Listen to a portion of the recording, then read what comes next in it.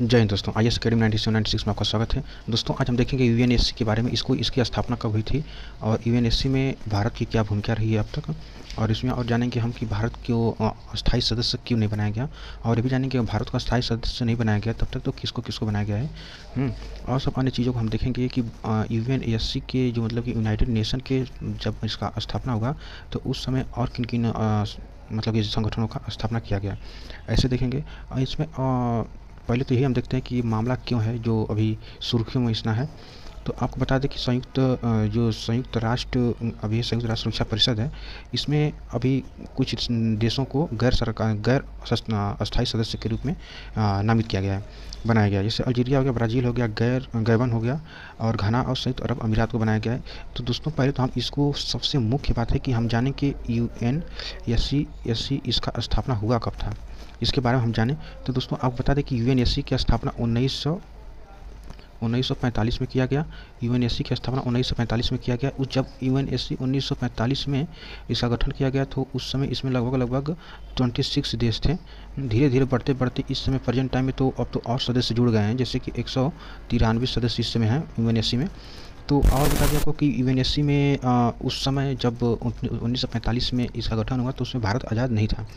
तो लेकिन भारत के पास ऐसा प्रस्ताव आया था कि क्या आप जब आज़ाद होंगे तो यूएनएससी का सदस्य बनना चाहेंगे। तो हमारे उस समय जो आंतरिक सरकार थी उन्होंने बोला कि अभी हम नहीं देखेंगे, अभी हम नहीं देखेंगे इसमें कोई, अभी हम इसमें कोई फैसला भी नहीं देना चाहते हैं। लेकिन बाद 1950 में भी जब उन्होंने बोला कि आप अस्थायी सदस्य बन जाइए, तो फिर भी इन्होंने अपने खुद को, भारतीय जो नेता थे खुद को पीछे ले लिए और चाइना को कह दिए कि चीन को हम बनाना चाहते हैं यूएनएससी का सदस्य। ठीक है, तो चीन उस समय यूएनएससी का सदस्य बन गया। तो अब बता दें कि यूएनएससी का गठन विश्व में शांति और सुरक्षा के लिए किया गया है। इसके लिए शांति और सुरक्षा के लिए किया गया है, मानव अधिकार का सुरक्षा करने के लिए, रक्षा करने के लिए किया गया, मानवीय सहायता करने के लिए किया गया है, सतत विकास को बढ़ावा देने के लिए किया गया है। जो अंतर्राष्ट्रीय कानून बनाए गए हैं तो उसकी सुरक्षा करने के लिए, पूरी तरह से सुरक्षा करने के लिए इसको बनाया गया है। और सब चीज़ों की बात करते हैं तो अगर देखिए यूएनएससी की मेन इंपॉर्टेंट चीज़ ये है कि यूएनएससी का जब गठन हो रहा था तो किन किन चीज़ों का गठन किया गया। तो उस समय लगभग 6 यूएनएससी में 6 और जो महत्वपूर्ण संगठन थे उनका गठन किया गया। तो उसमें कौन कौन से संगठन थे, तो उसमें आपको बता दें, पहला था जनरल असेंबली के नाम से एक उसका गठन किया गया। दूसरा था सिक्योरिटी काउंसिल, मतलब कि सिक्योरिटी काउंसिल का गठन किया गया, सिक्योरिटी काउंसिल का गठन किया गया। उसके बाद तीसरा था इकोनॉमी एंड सोशल काउंसिल का गठन किया गया। और फिर चौथा था उसमें उस समय इंटरनेशनल कोर्ट ऑफ जस्टिस का गठन किया गया। जो पांचवा था यूएन सेक्रेटरी का गठन किया गया। छठवां यूएन काउंसिल ऑफ ट्रस्टीज का गठन किया गया। तो ये सब गठन किया गया। और अभी बताते हैं कि 1945 के बाद WHO का भी गठन किया गया। 1948 में WHO का भी गठन किया गया। तो इसका जो WHO है इसका क्या कहते हैं कि मुख्यालय कहाँ पे बनाया गया, तो स्विट्जरलैंड के जो शहर है वहाँ पे जिनेवा, वहाँ पे इसका मुख्यालय बनाया गया, जिनेवा में। ठीक है, तो यूएनएससी में बता दें आपको, तो इसमें सदस्यों की अगर हम बात करें दोस्तों, तो जो सदस्य होते हैं जो यूएनएससी में, वो WHO के भी स्वयं खुद वो सदस्य WHO के भी सदस्य बन जाते हैं। अब देखिए इसमें बहुत चीज़ों को चर्चा किया गया है। इसमें पहले तो ये बताएं अभी आपको कि इसमें क्यों चर्चा में है, खबरों में क्यों है। तो सुरक्षा परिषद यूएनएससी को 5 नए गैर अस्थायी सदस्य कह दीजिए या अस्थायी सदस्य कह दीजिए, इनको नामित किया गया है 5 लोगों को।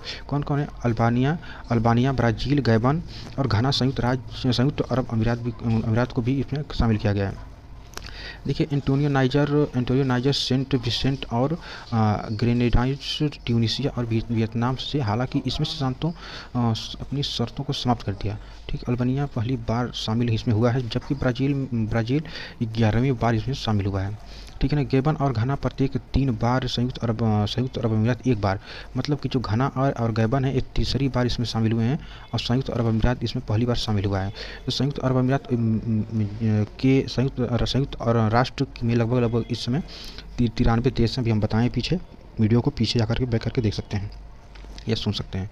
ठीक, सदस्यों में इसमें 50 से अधिक जो इसमें इसके गठन के बाद में शामिल हुए हैं, चुने गए हैं। मतलब कि उसमें जब गठन हुआ था तो उस समय ये लोग नहीं थे, बाद में इनको उसमें शामिल किया गया। अब देखिए इसमें यूएनएससी की अगर हम इसमें बात करते हैं तो इसके बारे में, तो यूएनएससी में 1945 को इसका गठन हुआ था, भी हम बताएं, जो एक चार्टर द्वारा हुआ था। उस समय संयुक्त राष्ट्र के 6 प्रमुख अंग बनाए गए थे, जो भी हम बताए हैं, पीछे बैक करके सुन सकते हैं। ठीक है, संयुक्त राष्ट्र के 5 अंग जो हैं, मतलब कि 5 मतलब कि एक संयुक्त यूएन को मिला दीजिए तो 6 हो जाएंगे। तो इनको अभी हम बता दिए हैं, अब इसको देख लीजिएगा। देखिए इसकी स्थापना जो अंतर्राष्ट्रीय शांति और सुरक्षा करने के लिए बनाया गया था, ये बताए हैं। उसका मुख्यालय न्यूयॉर्क में है, ये आप देख लीजिए। इसमें सदस्य बात करते हैं, 15 सदस्य। इसमें जब इसको बनाया गया तो इसमें 11 सदस्य थे, 5 अस्थायी सदस्य थे और 6 अस्थायी सदस्य, जब 1945 में इसका यूएन का गठन किया गया था। तो लेकिन अब कितने हैं? अब 15 हैं। 1960 के बाद इसमें कुछ सदस्यों को बढ़ा दिया गया, अस्थायी सदस्य को या गैर अस्थायी सदस्य को बढ़ा दिया गया।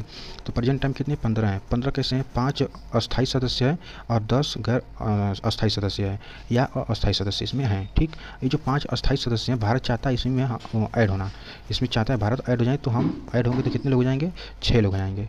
और अभी तो इसमें देखिए 5 अस्थायी सदस्य में जो कौन कौन है बात करते हैं, तो जो अमेरिका है वो है, रसिया है और फ्रांस है, चीन है और यूनाइटेड किंगडम है। ठीक ना। भारत जो था 8वीं बार, पिछले 2021 में इसको भारत को 2021 में बनाया गया था यूएन का सदस्य, गैर अस्थायी सदस्य बनाया गया था। और इसका जो हम भारत का जो कार्यकाल था 2021 से 2022 के बीच में था उस समय। उसके बाद ये जब मतलब कि उसका टाइम खत्म हो गया, तो हर साल महासभा जो महासभा है वो 2 साल के कार्यकाल के लिए 5 गैर अस्थायी सदस्यों को चुनता है। जो मतलब कि जो कुल 10 सदस्य हैं उसी में से इनको चुना जाता है। समझ रहे हैं? जितने कुल 10 सदस्य हैं ना, उन्हीं में से हर साल 5 लोगों को चुना जाता है। 2021 में भारत अपना कार्यकाल 2021 में चुना गया था, तो 22 में पूरा किया लगभग। हाँ, इसमें उसके बाद फिर गैर अस्थायी सीटों को क्षेत्रीय आधार पर वितरित किया जाता है। ठीक है ना। परिषद की अध्यक्षता की बात, परिषद की अध्यक्षता एक क्षमता है जो हर महीने लगभग 15 सदस्यों के बीच बदलती रहती है। मतलब कि हर महीने में 15 सदस्यों में से ही कोई करता है। जैसे मान लीजिए इस बार भारत किया तो अगली बार संयुक्त अरब अमीरात किया, इस तरह धीरे धीरे बदलता रहता है। भारत तो अब नहीं है, तो मान लीजिए घाना किया, गैबन किया, इस तरह धीरे धीरे बदलता रहता है। तो अब देखिए महाशक्ति मतदान शक्ति की बात करते हैं अगर, तो सुरक्षा परिषद के प्रत्येक सदस्य के पास एक वीटो पावर होता है। प्रत्येक सदस्य के पास है उसके पास एक वीटो होता है, यानी कि सबके पास नहीं होता है। जो 5 सदस्य हैं उनके पास होता है। मामलों पर सुरक्षा परिषद के निर्णय अस्थायी सदस्यों की सहमति या मतों सहित 9 सदस्यों के मूल वोटों से किया जाता है। ठीक है। 5 सदस्य में से अगर कोई एक कह दिया कि जो हम ये कानून बना रहे हैं या हम किसी पर वार करने जा रहे हैं, किसी पर हमला करने जा रहे हैं किसी देश पे, मान लीजिए अभी यूक्रेन और रसिया वार चल रहा है, अगर इसमें से किसी एक ने कह दिया, अगर अमेरिका कह दिया कि हम सभी लोग मिल करके रसिया पे हमला करेंगे, तो रसिया भी तो यूएन का सदस्य है, अस्थायी सदस्य है ना, तो वो अगर कह देगा वीटो, तो उसमें से किसी की इतनी हिम्मत नहीं है जाकर के रसिया पे वार कर दे या उस पर हमला कर दे, युद्ध छेड़ दे। ठीक, ये सब होता है। भारत चाहता है यही बनना। ठीक, क्योंकि यहाँ पे चाइना, अब इसमें भी बहुत चीज़ें हैं जो अपने अपने चीज़ों के लिए यूज किया जाता है, अभी आगे बताएंगे। देखिए संयुक्त राष्ट्र का कोई भी सदस्य जो सुरक्षा परिषद का सदस्य नहीं है, सुरक्षा परिषद के सामने लाए गए किसी भी प्रश्न की चर्चा में मतदान के बिना भाग ले सकता है। जब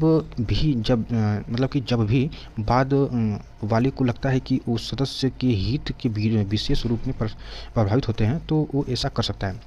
अभी हम बताते हैं। जैसे देखिए हमारे भारत में क्या होता है कि जो भारतीय कोर्ट हैं, जैसे मान लीजिए सुप्रीम कोर्ट है, हाई कोर्ट है या डिस्ट्रिक्ट कोर्ट मान लीजिए, ठीक, या डिस्ट्रिक्ट कोर्ट मान लीजिए, ये सब कोई भी कोर्ट भारत में है। अगर आपका कोई भी मामला है, मान लीजिए कोई आपके साथ कोई गलत किया है, तो आप चाहते हैं कि आप अपना केस किसी वकील से लड़वाएं। अगर कोई भी भारत का कोई भी वकील अगर आपका केस नहीं लड़ रहा है, तो आप एक काम कर सकते हैं कि आप अर्जी डाल करके कोर्ट में अपने मुकदमा खुद लड़ सकते हैं ऐसा। लेकिन हाँ, ये तब कर सकते हैं जब सभी वकील मना कर दें। लेकिन सभी वकील मना, अब सरकार भी वकील प्रोवाइड कराती है, लेकिन वो वकील जानबूझ करके केस को हार जाते हैं, क्योंकि उनको पैसे से मतलब रहता है। भाई ऐसा कई बार हुआ है, ऐसा कई बार हुआ है, एक बार हम ऐसे ही नहीं बता रहे हैं आपको, ठीक। तो इसमें काफ़ी चीज़ें होती हैं, जैसे हम अपने भारत में कोर्ट में अगर अपनी फैसला अपना हम कोर्ट में खुद जज मतलब कि वकालत कर सकते हैं, अपने बारे में खुद हम अपनी राय, अपना प्रॉब्लम, दिक्कत हम जज के सामने रख सकते हैं, कोर्ट के सामने रख सकते हैं। वही काम यहाँ सुरक्षा परिषद में भी है। सुरक्षा परिषद में भी अगर कोई इसमें का सदस्य नहीं है तो अपनी प्रॉब्लम खुद आकर सुरक्षा परिषद में रख सकता है। लेकिन हाँ, यहाँ पे फैसला नहीं सुना सकता है वो। फैसला इसमें यही होगा जो ये सदस्य लोग चाहेंगे, ठीक। यूएनएससी में भारत की बात करते हैं, अगर इसमें हम भारत का क्या स्टैंड है, तो 1947 से 1948 में मानव अधिकार के सार्वभौम घोषणा यूडीएचआर के निर्माण के सक्रिय भाग के लिए दक्षिण अफ्रीका में जो नस्लीय भेदभाव चल रहा था उस समय, उसके खिलाफ भारत ने अपनी आवाज़ उठाई थी कि ये गलत हो रहा है, ये गलत हो रहा है। तो भारत के पूर्व उपनिवेशों को संयुक्त राष्ट्र में शामिल करने और मध्य पूर्व के घातक संघर्षों को संबोधित करने और अफ्रीका में शांति बनाए रखने जैसे कार्यों को भी भारत ने इसमें अपना योगदान दिया है। तो कई मुद्दों पर निर्णय लेने की जो भूमिका निभाई है भारत ने, ऐसे कई कार्य भी किए हैं जो संयुक्त राष्ट्र में व्यापक रूप से योगदान दिया है। विशेष करके इसमें अंतर्राष्ट्रीय शांति और सुरक्षा के लिए रख रखाव बचाव के लिए भारत ने अपना योगदान दिया है। देखिए, भारत की बात करते हैं इसमें, तो भारत लगभग 43 शांति अभियानों में भी अब तक भाग ले चुका है और इसमें 1,60,000 अपने सैनिकों को भी भारत भेज चुका है।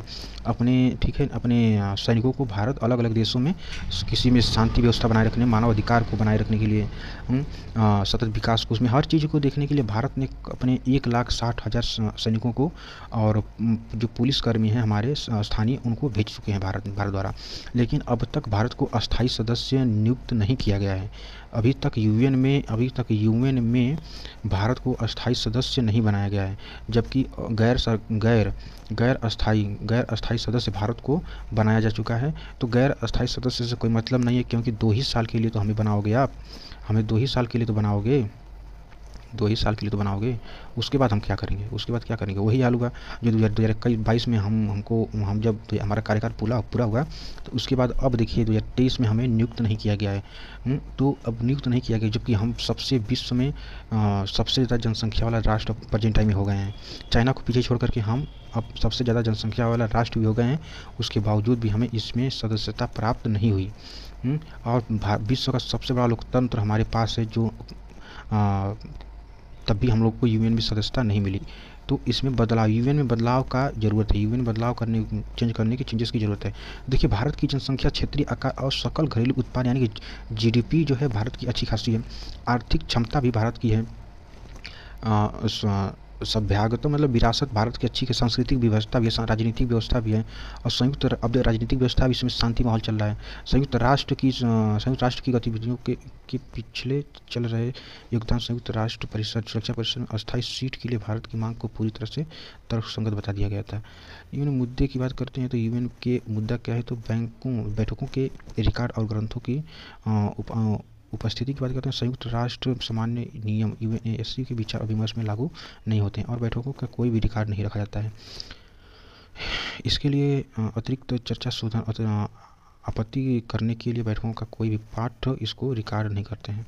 लेकिन अभी मामला आया था कि जो अमेरिका यूएन के जो मतलब कि यूएन के अध्यक्ष हैं, उनकी बात को रिकॉर्ड कर रहा था।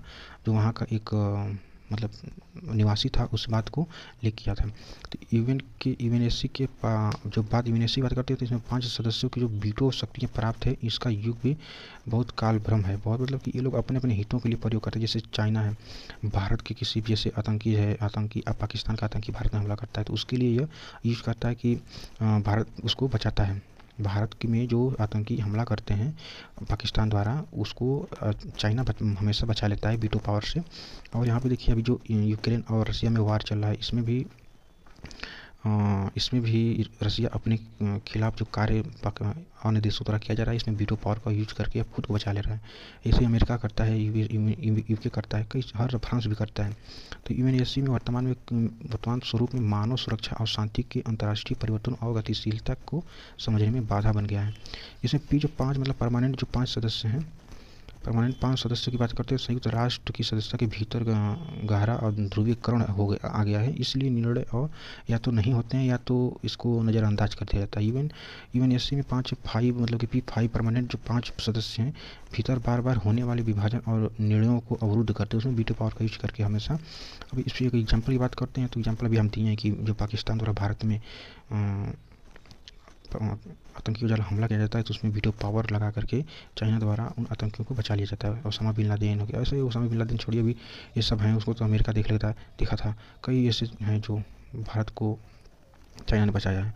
कोरोना में महामारी के उभरने के साथ संयुक्त राष्ट्र यूएनएससी और विश्व स्वास्थ्य संगठन राष्ट्रों को प्रसार से निपटने में मदद करने का भी मतलब काफ़ी इसमें भूमिका निभाने में विफल रहा अपना। मतलब कि देखिए, जो यूएन है अपना कोरोना को फैलने से रोक नहीं पाया, फैलने से रोक नहीं पाया। तमाम लोगों का मृत्यु, भारत, चाइना, किसी भी देश को ले लीजिए, अमेरिका हो गया, रूस हो गया, हर देश में ये लोग को सभी लोग हर देश में लोग मरे हैं। इसमें यूएन में मतलब इसमें भी विफल रहा है। तो एक कम प्रतिनिधित्व संगठन विश्व स्वास्थ्य स्तर पर महत्वपूर्ण देशों की बात करते हैं, भारत, जर्मनी और ब्राज़ील, दक्षिण अफ्रीका भी यूएन की अनुपस्थित चिंता भी हैं। ये सभी लोग अस्थायी सदस्य के लिए नामित हैं, लेकिन दक्षिण अफ्रीका है, और देखिए हाँ भाई, अफ्रीका का कोई भी देश यूएन में अभी तक अस्थायी सदस्य नहीं बना है। ब्राज़ील भी नहीं है, जर्मनी भी नहीं, भारत। और इन लोगों को अस्थायी सदस्य की मतलब कि इसमें अस्थायी सदस्य की भूमिका निभाने के लिए इनको भी नियुक्त करना जरूरी है, क्योंकि दक्षिण अफ्रीका देखिए ये आ रहा है दक्षिण अफ्रीका, तो दक्षिण अफ्रीका का उसमें कोई भी रोल नहीं है यूएन में। तो उतना बड़ा महाद्वीप होकर उसका कोई रोल नहीं है। P5 बात करते हैं आगे की राह, तो शेष P5 और शेष विश्व के बीच शांति संबंधों और संतुलन को तत्काल ठीक करने की आवश्यकता है। किसको, जो प्रेजेंट टाइम में रसिया यूक्रेन के वार चल रहा है, अगर इसको ठीक नहीं किया गया तो फिर आगे चल करके क्या होगा कि ये विश्व युद्ध का रूप ले लेगा, थर्ड वर्ल्ड वार का ले लेगा। ठीक, साथ ही अस्थायी और गैर अस्थायी सीटों और इसका विस्तार मध्यम सुरक्षा परिषद में सुरक्षा करने की आवश्यकता है, मतलब सुधार करने की आवश्यकता है। इसमें जो अस्थायी सदस्य हैं और गैर अस्थायी सदस्य, इसमें विस्तार करने की आवश्यकता है, वह बताए हैं, ताकि संयुक्त राष्ट्र अंग अंतर्राष्ट्रीय शांति सुरक्षा के लिए रख रखाव अच्छे से कर सके और हमेशा जटिल और उभरती चुनौतियों को बेहतर ढंग से निपट सके। यूएनएससी की बात करते हैं तो इसमें और भी हैं जो गैर अस्थायी सदस्यों में से एक के रूप में भारत को यूएनएससी में सुरक्षा के प्रस्तावों के एक व्यापक सेट वाले प्रस्ताव का मसौदा तैयार करने की शुरू कर सकता है। ठीक, अभी इसमें कई चीज़ें जिसमें भारत अपना चाहे तो कर सकता है। देखिए, अन्य समान विचारधारा वाले जिस देश से बात करते हैं, जैसे G4 भारत, जर्मनी और जापान, ब्राज़ील, ये लोग भी हैं, चाहते हैं कि हमको भी सुरक्षा परिषद में अपना नेतृत्व का मिले। ठीक, से संपर्क कर सकता है और इसमें अपने समर्थन के दायरे को तब तक बढ़ा सकता है जब तक कि पर्याप्त संख्या में देश एक साथ पूरे UNGA तक पहुंचकर एक यथार्थवादी प्रस्ताव पेश नहीं कर लेते हैं। वोट जीतने का मौका मिल सकता है, ठीक ना। लेकिन इसमें मुख्य भूमिका तो इसमें यूएनएससी का ही है। यूएन ही चाहेगा तो जा करके कोई भी सदस्य इसमें अपनी सदस्यता ले सकता है, लेकिन गैर अस्थायी सदस्य बनने से कोई मतलब नहीं है, क्योंकि वीटो पावर तो 5 देशों के बीच में ही तो है, यूएसए, रसिया, फ्रांस, चीन और यूके, इन्हीं लोग के पास तो है। मेन मुद्दा तो यही है कि इसमें विस्तार नहीं किया जा रहा है। इसमें विस्तार अगर किया जाता तो सबसे मुख्य भूमिका भारत की होती, क्योंकि भारत विश्व में सबसे बड़ा लोकतांत्रिक देश भी है, जनसंख्या वाला देश भी है, क्षेत्रफल में भी अच्छा है, अर्थव्यवस्था भी अच्छी खासी है इसकी।